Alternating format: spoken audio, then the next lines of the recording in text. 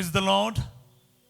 क्रिस्त में मेरे प्यारे भाई और बहनों, शांति भवन रिट्रीट सेंटर बटाला पंजाब से प्रभु की चतुर छाया में आप सबका स्वागत है। सबको जय यीशु की। प्रिय भाई और बहनों, बड़ी खुशी के साथ आप सबका मैं स्वागत करता हूँ। प्रभु आप सबको आशीष दे और ब्लेसिंग दे, कृपाओं से वरदानों से आज आप सबको भरपूर करें। आमीन। आज आपके सामने वचन है स्तोत्र संज्ञा 4 पद संज्ञा 9। इंग्लिश और अन्य भाषा में ये शायद 8 होगा, पर हिंदी बाइबल में वचन 9 है। मैं आपके लिए गाना चाहता हूँ। कुछ ही मिनटों पहले मेरे को ये वचन गाने के लिए मिला है। मैं आपके सामने इसको गाकर आगे बढ़ूँगा। मैं लेटते ही सो जाता हूँ, क्योंकि तू ही मुझे सुरक्षित रखता है। मैं लेटते ही सो जाता हूँ, क्योंकि तू ही मुझे सुरक्षित रखता है। Praise the Lord. मैं लेटते ही सो जाता हूँ, क्योंकि तू ही मुझे सुरक्षित रखता है। स्तोत्र 4 पद संख्या 9। सब बोले आमीन। आज ये वचन आपके जीवन में पूरा हो जाए, मेरे जीवन में पूरा हो जाए। इसको रिसीव करो प्यारे भाई बहनों, वचन में जीवन है। सब बोले आमीन। हाँ प्यारे भाई बहनों, इस वचन को मैं पंजाबी में सीखा था और मुझे बहुत अच्छा लगा था। अनेक लोगों को मैं वचन देता हूँ जिनको खास करके डिप्रेशन की प्रॉब्लम है, नींद की कमी है, नींद नहीं आती। तो मैं क्या कहता हूँ, मैं गोली लेने या मेडिसिन लेने के लिए नहीं, बल्कि वचन बोलने के लिए बोलता हूँ। मैं लेटते ही सो जाता हूँ, क्योंकि तू ही मुझे सुरक्षित रखता है। इस वचन को एक बार लिख के देखो प्यारे भाई और बहनों, बार बार लिख लो ना, बार बार बोलो। आपको कोई तकलीफ नहीं होगा, नींद की कोई कमी नहीं आएंगे, आपके बीपी, आपका किसी भी प्रकार का परेशानी नहीं रहेगी। आपको 2-3 बार उसको दोहराना है नींद से पहले, फिर इतने अच्छे से आप सो जाएंगे। और इसलिए गाकर भी सीख लीजिएगा। मैं लेटते ही सो जाता हूँ, क्योंकि तू ही मुझे सुरक्षित रखता है। मुझे बहुत अच्छा लगा, बहुत सिंपल। इसको गाते रहो, चलते चलते, आप कुछ काम करते करते इसको गाते रहो, क्योंकि प्रभु ने कितना बढ़िया तरीका हमें दिया वचन सीखने के लिए। और वचन बोलते रहना। इस वचन मिलने के बाद आप जैसे मैंने कल बताया, इसके ऊपर ना, फादर जी मैं बहुत मेडिसिन खा रहा हूँ, फलाना डॉक्टर के पास गया, फिर भी मेरा नींद नहीं आ रहा, ये नहीं बोलने का। आप वचन बोल दिया ना, फिर उसके ऊपर क्या है, आपकी कोई बात नहीं बोलना। ये मैं बार बार इसलिए बोल रहा हूँ क्योंकि ये बहुत इंपॉर्टेंट है वचन पूरा होने के लिए। आप वचन ढक देगा या वचन के ऊपर कुछ बोलेगा, फिर वो निकल नहीं पाएगा। वचन है ना, खुले खेतों में बोते हैं, आपको पता है, गेहूं वगैरह। अगर वो उसके ऊपर कोई पत्थर रखेगा, पत्थर के नीचे वचन कैसे आगे बढ़ेगा। तो इसी तरह आपने बो दिया ना, बस छोड़ दीजिए, अपने आप ऊपर आएगा। पर पत्थर के नीचे वचन गया तो फिर मुश्किल है। आप उसके ऊपर कुछ ना डालिए। यस, ये बात बहुत बहुत जरूरी है। अनेक लोग ना, कई बार वचन सुनने के बाद भी मैं देखता हूं अपने जो कमेंट सेक्शन में भी और लाइव चैट में भी, लोग क्या है, अपनी बात यूं ही रिपीट करते जा रहा है। पिछले दिन मैंने कमेंट सेक्शन में एक भाई बार बार लिख रहा था, मेरा डिप्रेशन है, मेरी मदद करो, मेरी ये है, मेरी वो है। इतना अच्छा वचन चल रहा था, खास करके फादर सिजो प्रचार कर रहा था, तो मैं टाइप करते जा रहा था लोगों का नाम और प्रार्थना। हम ऐसे ही करते हैं। तो आपके सभी, लगभग सभी निवेदनों को हम देखते हैं, तो क्या है, एक भाई तो लिखते जा रहा है, मैंने रिप्लाई कर दिया उसका, प्रार्थना कर रहा करके, फिर भी वो बताते जा रहा है। और फादर क्या वचन बोल रहा था? किसी बात की चिंता ना करो। फिलिपियों 4:6, हर जरूरत में प्रार्थना करे। ये सुन ही नहीं रहा है, ये वचन नहीं सुन रहा है, वो अपने धुन में है, वो अपना धुन में है कि वो अपने जो लिख रहा ना लिखते जा रहा है। क्या बताऊं, हमारे बीच में अभी भी लोग हैं अपने तकलीफ बताना कैसे भी करके फादर के सामने या सामने वाला कोई भी है उसके सामने अपने परेशानी रखा, फिर मेरा काम हो जाएगा। नहीं यार, वचन काम करेगा, वचन जीवित है, वचन भेज सकता है, वचन रिसीव कर सकता है आपके लिए। जैसा आज आप वचन सुन रहा ना, ये आपके लिए है, ये मेरे लिए है। क्यों नहीं रिसीव करते हैं? आप पुरोहित के पीछे, प्रवचन देने वाले प्रवक्ताओं के पीछे क्यों चलते हो?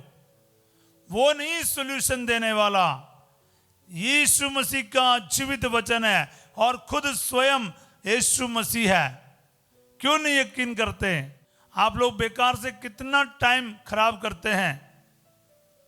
सो प्यारे भाई और बहनों, वचन चालू होने का सीक्रेट क्या है, तरीका क्या है? वचन को बोलो, उसके ऊपर से आप कोई नेगेटिव चीज नहीं बोलना, नेगेटिविटी नहीं लाना, निराशा की बात नहीं बोलना।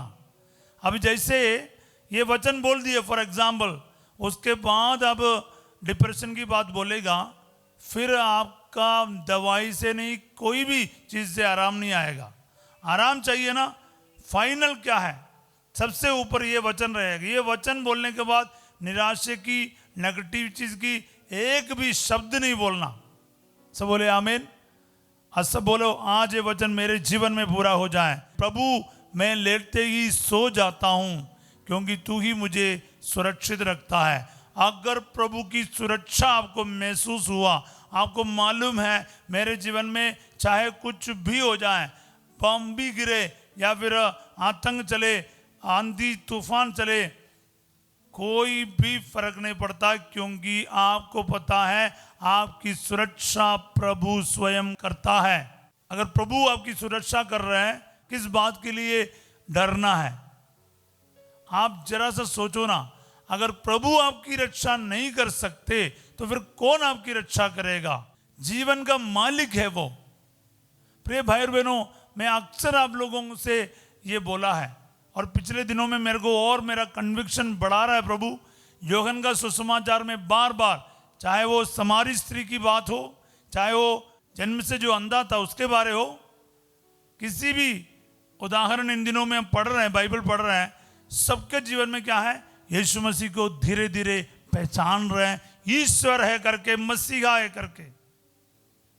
पहले उन लोग समझ रहे हैं कि हाँ कोई बड़ा आदमी होगा, उसके बाद महोदय बोलते हैं, उसके बाद नबी, आप एक नबी है, उसके बाद ये कहता है आप मसीहा है, ईश्वर है, दंडवत कर रहा है, दंडवत कर रहा है।